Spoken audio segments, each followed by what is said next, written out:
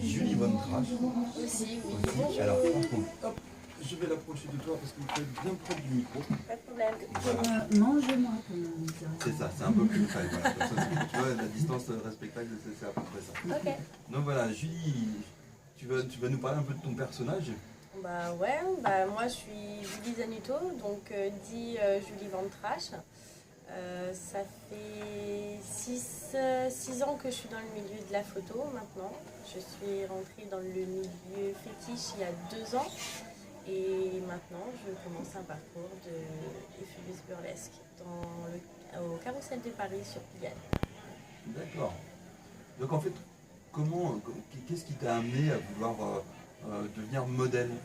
Alors au début, mon but c'était de devenir maquilleuse professionnelle. D'accord. À force d'avoir des... T'as suivi des études dans le sens? Pour être maquilleuse, Ouais. oui. J'ai suivi des études d'esthétique et par la suite maquilleuse. Ouais. Ouais. À force de... Donc je voulais me faire mon book de maquilleuse, à force d'avoir des désistements de modèles, j'en ai eu clairement ras le cul. Et donc du coup, la photographe en question m'a dit écoute, j'en ai marre de me faire planter, t'es bien foutu, t'as une belle gueule, viens, ça sera toi ma modèle. Et malheureusement, la photo, c'est comme une drogue, quand on passe devant l'objectif, on ne peut plus s'arrêter. C'est marrant parce que ça, Julie nous a dit la même chose. Ouais. Voilà. C'est ça. Après, tu deviens addict au shooting.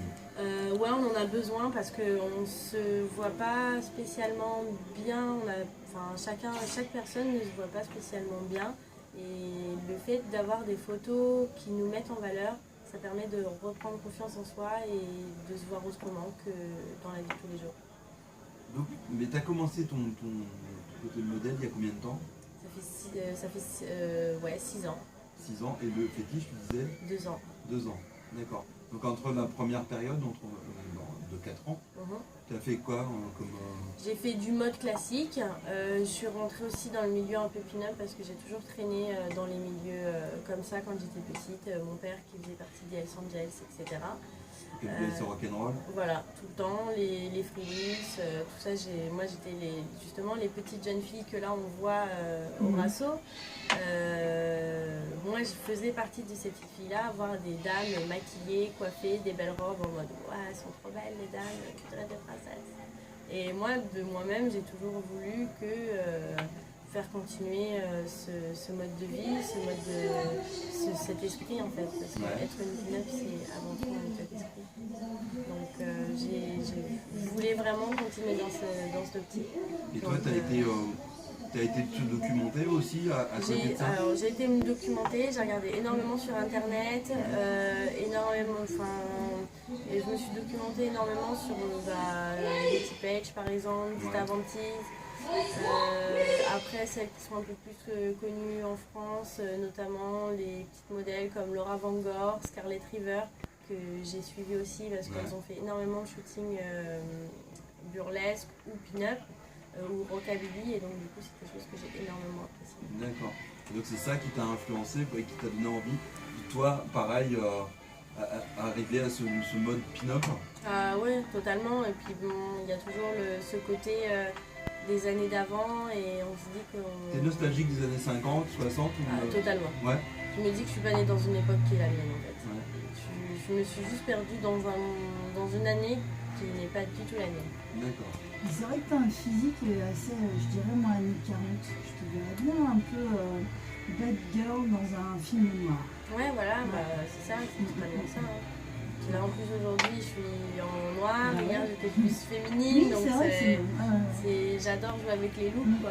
Par exemple cette nuit j'étais à la Fête Night, donc c'est pas autre chose quoi. Tu n'es pas, comme ça des petits disaient, elle n'aime pas les étiquettes, donc on ne peut pas te coller d'étiquettes pareil. Non. On peut pas me dire voilà Julie Van Trash c'est une pin-up. Julie Van Trash avant tout c'est un personnage public, c'est un personnage qui adore se déguiser, c'est un personnage qui adore tout ce qui est attractif, donc du coup si j'ai à donner de l'attraction, j'irai quoi. Voilà. Mais ton personnage il a évolué aussi au début des shootings. Ah oui, tout à fait. C'est les shootings qui m'ont fait évoluer. Au début j'étais la petite jeune fille, toute gentille, j'avais un côté rock à l'intérieur de moi, mais il n'était pas encore sorti. Et au fur et à mesure des shootings, des idées que moi j'avais, et je me suis dit, bah tiens, ça. Et en fait, j'ai cultivé mon look shooting dans la vie de tous les jours. Ouais. Donc maintenant, mon look shooting et ma vie de tous les jours. Voilà. Et donc, il y a 2 ans, tu rentres dans le milieu fétichiste. Fétiche, ouais. Ok. Donc là, comment tu y arrives?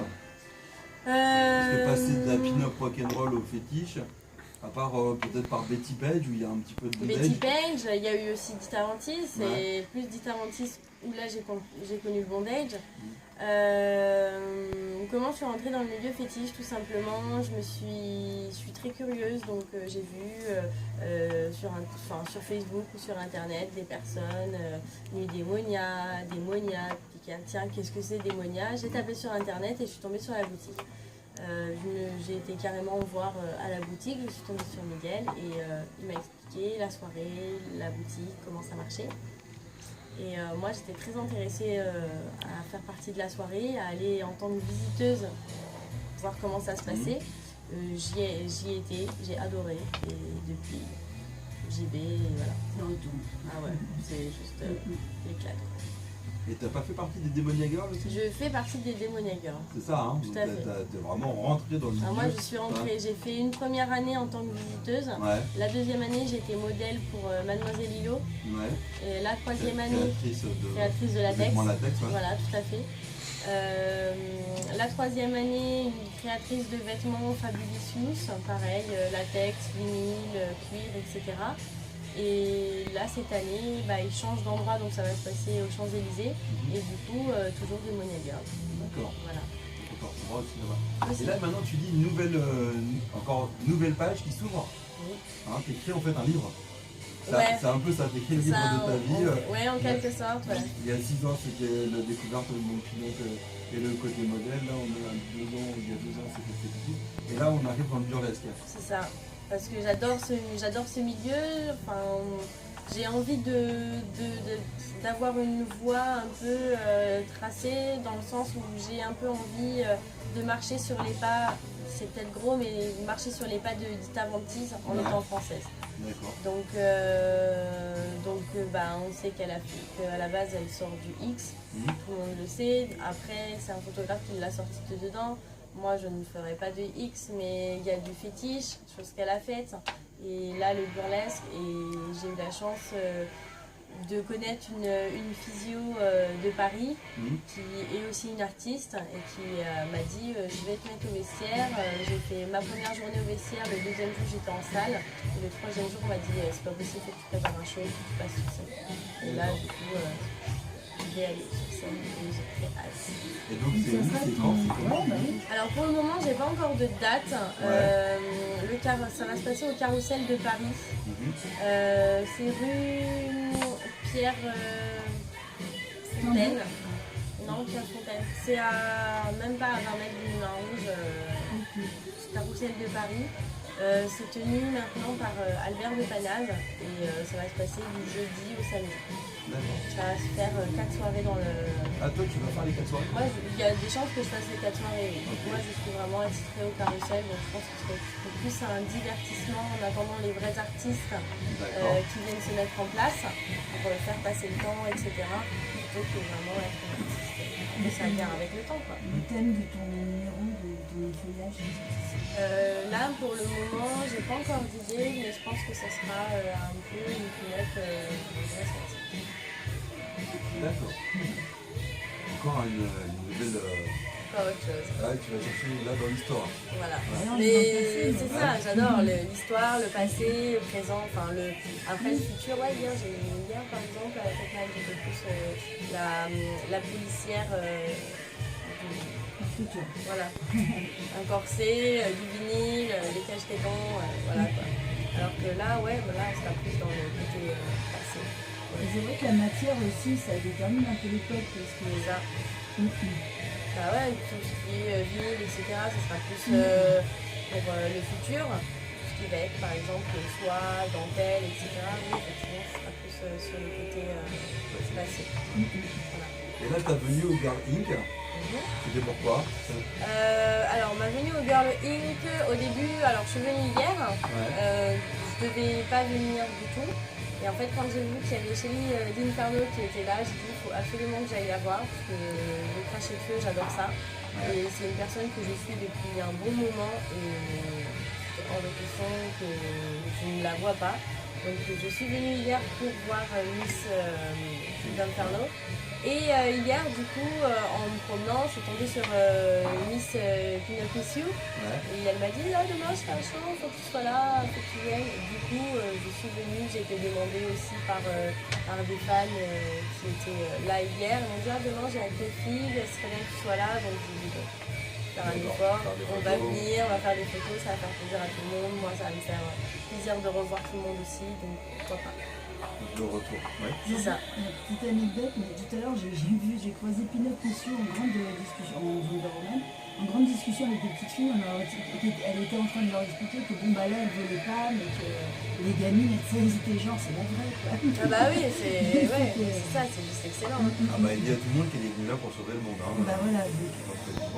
Elle a dit qu'elle allait sauver des femmes et tuer des méchants, donc du coup forcément l'un dans l'autre, tout le monde croit que c'est la vraie. Et toi non, pas d'envie de super-héros? Non. Non. J'en ai déjà un super-héros, ça me suffit. Ouais. J'ai pas besoin de me faire moi super-héros. Ouais. Et sinon. Cracher le feu. Oui, c'est pas la même question. Le crash et de feu. Chez les Inferno, donc. Parce que tu dis que t'es fan. Je suis fan, je trouve ça super joli. J'ai une amie qui en fait aussi. Ouais. Donc, t'aurais envie d'essayer? Moi j'ai envie, moi. Là, je cherche quelqu'un qui peut me montrer comment faire pour cracher du feu. Sinon, tant pis, je le ferai moi-même, mais c'est risqué. Ouais, c'est ça, ouais, surtout pour les cheveux. Voilà. Oui, aussi, surtout ma longueur, quoi. Ouais, c'est ça, tu prends des risques là. Mais tout le temps, moi. Tout le temps. Donc, ouais, c'est un truc que j'aimerais bien faire, que j'aimerais bien aussi apprivoiser comme technique. Donc, voilà, j'ai déjà, on va dire, la technique des bougies, où j'éteins les bougies dans ma bouche, etc.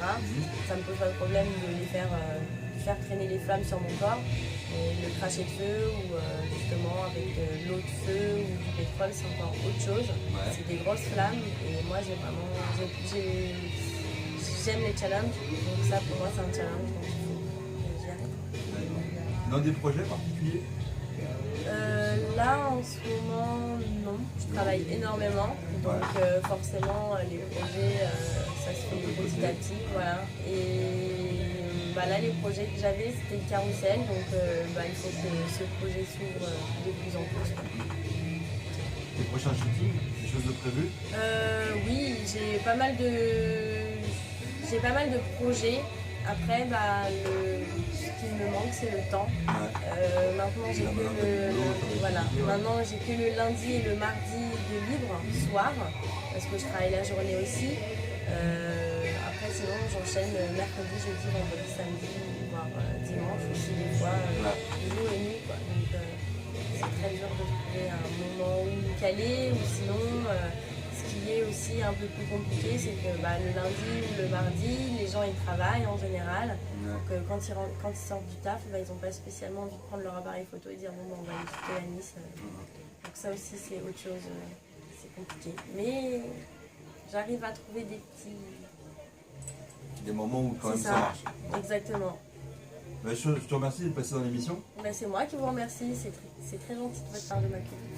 Avec plaisir. Et puis dès que tu as des projets ou tu as envie de communiquer, voilà, je sais. Ouais, carrément. Hein, voilà, merci. Merci. Très bien, messieurs, dames. Voilà.